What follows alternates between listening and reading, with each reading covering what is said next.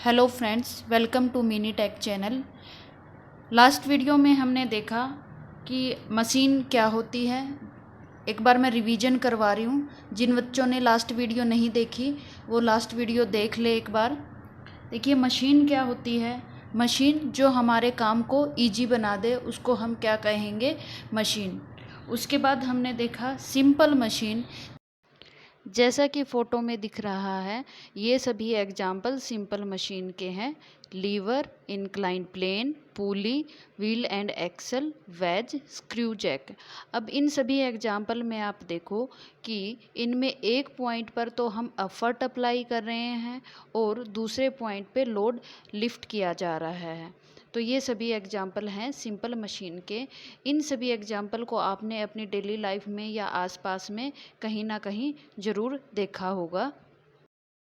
Simple machine क्या है? Simple machine में हम एक पॉइंट पे एफर्ट अप्लाई करते हैं और दूसरे पॉइंट पे लोड लिफ्ट होता है। दूसरी मशीन है कंपाउंड मशीन। कंपाउंड मशीन वो मशीन होती है जो एक से ज़्यादा सिंपल मशीन से मिलके बनी हो, जिसमें कई सारी सिंपल मशीन हो। कंपाउंड मशीन होगी जो एक से ज़्यादा सिंपल मशीन से मिलकर बनी हो, जैसे कि example wheelbarrow, pencil sharpener, crane, bulldozer, clipper, accelerator. अब इन सभी एग्जाम्पल में देखो, जैसे कि बुलडोजर, तो बुलडोजर किस किस से मिलकर बना है? वेज से, लीवर से और व्हील एक्सल से। तो लीवर, व्हील एक्सल, वेज ये अपने आप में सिंपल मशीन है और इनको आपस में कनेक्ट कर दिया जाता है तो ये कंपाउंड मशीन बन जाती है, जिसमें एक से ज़्यादा सिंपल मशीन हो। तो ये सारे एग्जाम्पल हैं कंपाउंड मशीन के। उसके बाद तीसरी मशीन है हमारी लिफ्टिंग मशीन। जैसा कि नाम से ही पता चल रहा है कि एक ऐसी मशीन जो हैवी लोड को लिफ्ट करने के लिए काम आए, उसको हम कहेंगे लिफ्टिंग मशीन, जैसे कि क्रेन, स्क्रू जैक।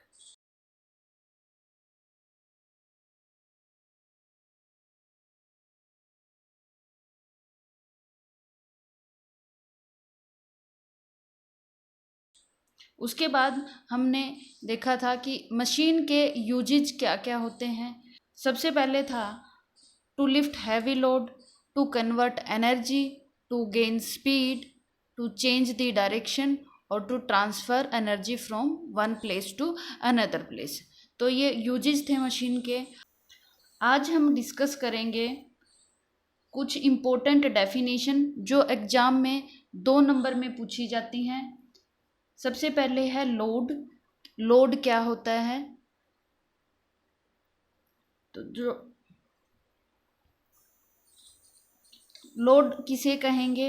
मशीन के द्वारा जो लोड और वेट लिफ्ट किया जाता है उसको हम कहेंगे लोड। मशीन के द्वारा जो लोड और वेट उठाया जाएगा उसको हम क्या कहेंगे? लोड। द वेट और load lifted bye A machine is called load. हम जितने भी डेरिवेशन करेंगे उसमें लोड को हम कैपिटल डब्ल्यू से डिनोट करेंगे। It is denoted by W. उसके बाद है एफर्ट। एफर्ट क्या होता है? मशीन पे जो भी हम फोर्स अप्लाई करेंगे, मशीन पर जो भी हम फोर्स अप्लाई करेंगे उसको हम क्या कहेंगे? Effort. The force applied on a machine to lift load is called effort. और एफर्ट को हम किससे डिनोट करेंगे? कैपिटल पी से। लोड को हम किससे डिनोट करेंगे? कैपिटल डब्ल्यू से।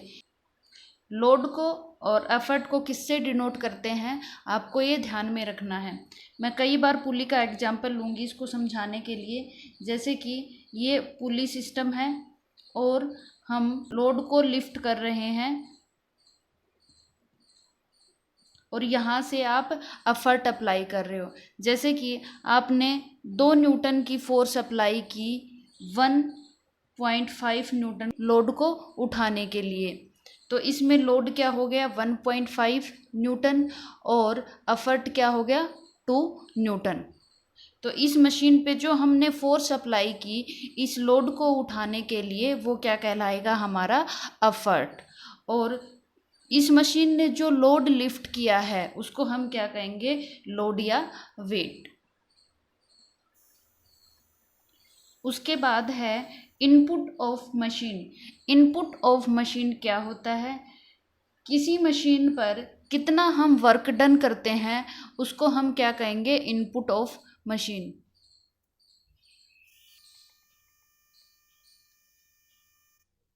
Input of machine, the amount of work done on machine is called input of machine. कैसे?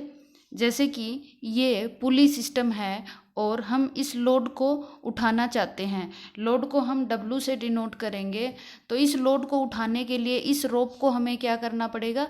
इस रोप को हमें खींचना पड़ेगा। तो जितनी फोर्स हम अप्लाई करेंगे उसको हम क्या कहेंगे? एफर्ट। और ये हो गया हमारा लोड लिफ्टेड। तो जब इस रस्से को खींचेंगे, सपोज करो जब इस रस्सी को खींचेंगे तो इसको वाई डिस्टेंस से नीचे लेके आए तो ये उतनी डिस्टेंस से ऊपर लिफ्ट हो जाएगा।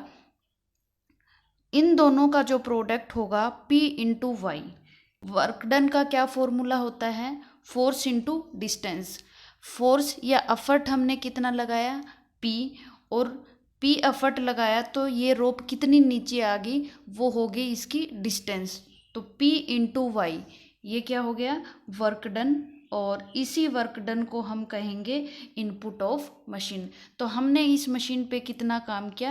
हमने P एफर्ट अप्लाई किया और वाई डिस्टेंस से रोप मूव हुई। तो इन दोनों का प्रोडक्ट क्या कहलाएगा? Input of machine. Work done का क्या फॉर्मूला होता है? Force into distance. हमने देखा कि इनपुट क्या होता है। मशीन पर जो हम काम करते हैं वो हमारा इनपुट कहलाता है, और आउटपुट ऑफ मशीन क्या कहलाएगा? मशीन के द्वारा जो काम किया जाता है या मशीन ने कितना काम किया वो हमारा कहलाएगा आउटपुट ऑफ मशीन। जैसे कि हमने यहाँ पे एफर्ट अप्लाई किया P और वाई डिस्टेंस से इस रस्सी को खींचा, और यहाँ पे इस मशीन ने W लोड को लिफ्ट किया और कितनी डिस्टेंस मूव की? सपोज करो X। तो इस मशीन का वर्क डन क्या होगा? इस मशीन ने W लोड उठाया और कितनी डिस्टेंस तक? X डिस्टेंस तक। तो ये हो गया output of machine. The useful work done by A machine is called output of machine.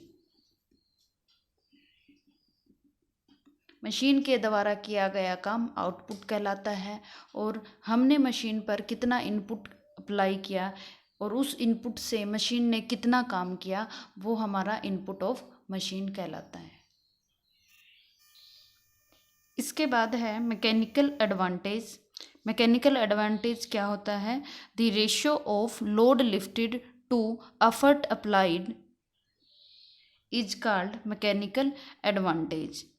जो हमने एफर्ट अप्लाई किया है और जो लोड लिफ्ट किया है, तो load lifted divided by effort applied क्या कहलाएगा? हमारा मैकेनिकल एडवांटेज। इस मशीन ने जितना लोड उठाया और हमने इस मशीन पे जितना एफर्ट अप्लाई किया, इन दोनों का रेशियो मैकेनिकल एडवांटेज कहलाता है। अब जो लोड लिफ्टेड होगा उसकी यूनिट भी न्यूटन होगी, और जो हम एफर्ट अप्लाई करेंगे उसकी यूनिट भी न्यूटन होगी। तो सेम यूनिट होगी, तो इसलिए ये कौन सी क्वांटिटी होगी? Dimensionless quantity. इसकी कोई यूनिट नहीं होती। Mechanical advantage is a dimensionless quantity. Clear है सभी को यहाँ तक? मैकेनिकल एडवांटेज तक। इसको हम ए से डिनोट करेंगे, शॉर्ट फॉर्म ए मैकेनिकल एडवांटेज। तो ये डेफिनेशंस हैं, आप इनको नोट करके याद कर लेना। Load, effort, input of machine, output of machine, mechanical advantage. इनको किससे डिनोट करेंगे और इनका फॉर्मूला क्या होता है? जैसे कि इनपुट ऑफ मशीन का फॉर्मूला क्या होगा?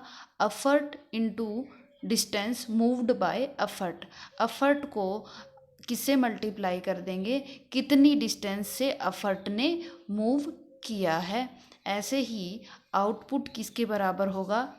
जितना लोड लिफ्ट हुआ है और वो लोड कितनी डिस्टेंस से लिफ्ट हुआ है, इन दोनों को मल्टीप्लाई करेंगे तो आउटपुट ऑफ मशीन का फॉर्मूला आएगा। ऐसे ही मैकेनिकल एडवांटेज का क्या फॉर्मूला होगा? मशीन ने जो लोड लिफ्ट किया है और हमने कितना एफर्ट अप्लाई किया है, इन दोनों का रेशियो मैकेनिकल एडवांटेज कहलाता है। तो W/P हम इनको इनकी टर्म की फॉर्म में याद करेंगे, W/P। ठीक है, यहाँ तक क्लियर है सभी को। नेक्स्ट है वेलोसिटी रेशियो। वेलोसिटी रेशियो क्या होता है? देखिए, velocity ratio, the ratio of the distance moved by effort to the distance moved by load is called velocity ratio. It is denoted by VR। VR means velocity ratio. तो velocity ratio क्या होगा? ये ratio होगा किस किस का? Distance moved by effort to the distance moved by load. Effort ने कितनी डिस्टेंस मूव की और कितनी डिस्टेंस से लोड मूव हुआ। जैसे कि इस पुली पर P हमने एफर्ट अप्लाई किया। एफर्ट अप्लाई किया मीन्स हमने इस रोप को खींचा P फोर्स से, और कितना खींचा? Y डिस्टेंस तक। तो एफर्ट ने कितनी डिस्टेंस मूव की? Y divided by distance moved by load. जब हमने इससे खींचा तो जो W है वो X डिस्टेंस से लिफ्ट हो गया। तो distance moved by load, load ने कितनी डिस्टेंस मूव की वो हो गई X। तो इनका रेशियो क्या कहलाएगा? Velocity ratio. Distance moved by effort to the distance moved by load is called velocity ratio. Clear है सभी को यहाँ तक? अब देखो, मैकेनिकल एडवांटेज होता है हमारा load lifted W/P effort applied. Load lifted to the effort applied. यहाँ पे ऊपर आएगा कि एफर्ट ने कितनी डिस्टेंस मूव की और लोड कितनी डिस्टेंस से मूव हुआ, और ये इसके अपोजिट होता है मैकेनिकल एडवांटेज। मीन्स इसमें ऊपर आएगा लोड लिफ्टेड और नीचे आएगा एफर्ट अप्लाइड, तो इनमें कन्फ्यूजन नहीं होना है। वेलोसिटी रेशियो में एफर्ट ने कितनी डिस्टेंस मूव की और लोड कितनी डिस्टेंस से मूव हुआ, वो कहलाएगा वेलोसिटी रेशियो। वहीं पे मैकेनिकल एडवांटेज रेशियो होगा लोड कितना लिफ्ट हुआ और उसको हम भाग कर देंगे हमने कितना एफर्ट अप्लाई किया। यहाँ तक क्लियर है सभी को? नेक्स्ट है हमारी term efficiency of A machine.